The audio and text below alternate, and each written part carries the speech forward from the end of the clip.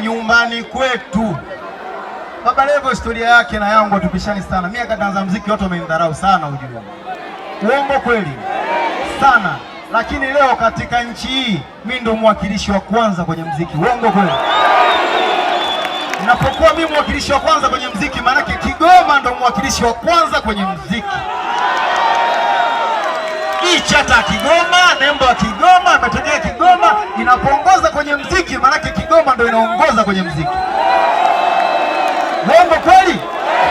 Wakati naanza kaongea sana huyo eti sio hajasomea muziki, sio nikasema wewe njoo na makaratasi yako ya muziki, afu mimi natoka na elimu ya mtaa, afu tulete matokeo nikuoneshe maajabu. Kama kuna kiumbe chochote kinafanya muziki nchi hii kinaniweza, kisogee mbele yangu. Kama kuna kiumbe chochote, niwaambie kitu, Kigoma wewe. Hapa katikati nilikuwa niko na harakati nyingi za kimataifa. Huku nyuma kwa kuna dharau nyingi za kijinga jinga. Nikasema hawana adabu hawa. Nikawatia misumari.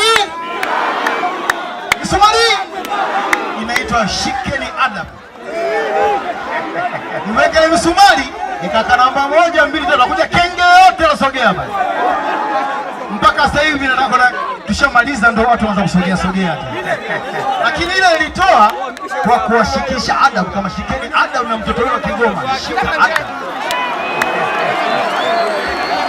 Sasa Baba Levo ni miongoni mwa watu ambao wakati anaanza shughuli zake watu walikuwa wanamdharau. Hawakujua huyu ana akili kiasi gani. Hawakujua ni jembe kiasi gani. Ndugu yangu mimi nakujua, njoo na kujua akili yako kubwa kiasi gani.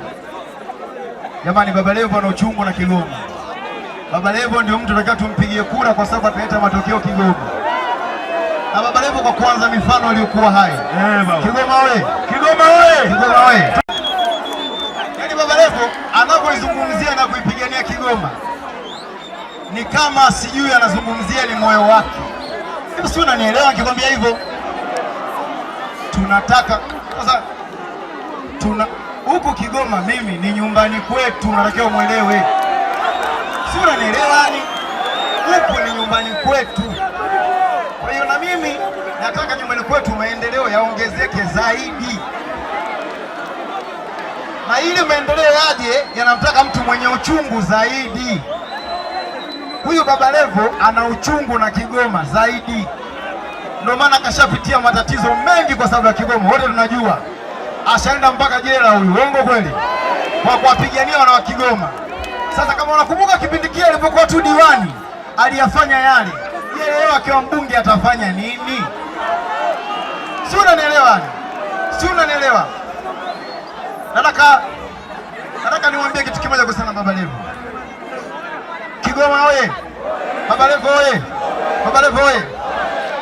Baba Levo ni mtu ambaye amewathibitishia watu kitu ambacho hawajakitegemea miaka yote.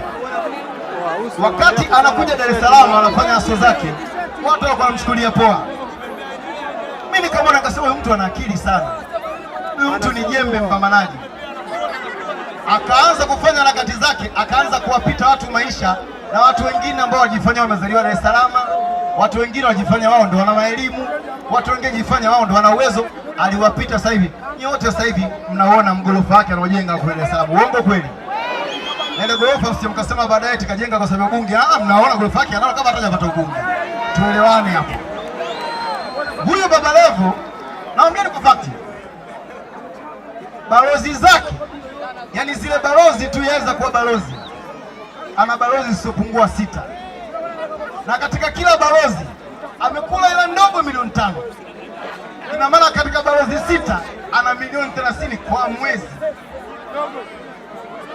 Katika balozi zake tu. Sasa nitawaambia ukweli. Kwa nini nimesema hilo? Nataka mjue kwamba Baba Levo hajakuja kugombania ubunge eti kutaka kupiga watu hela au kuleta njaa. Hapana. Huyu hana njaa.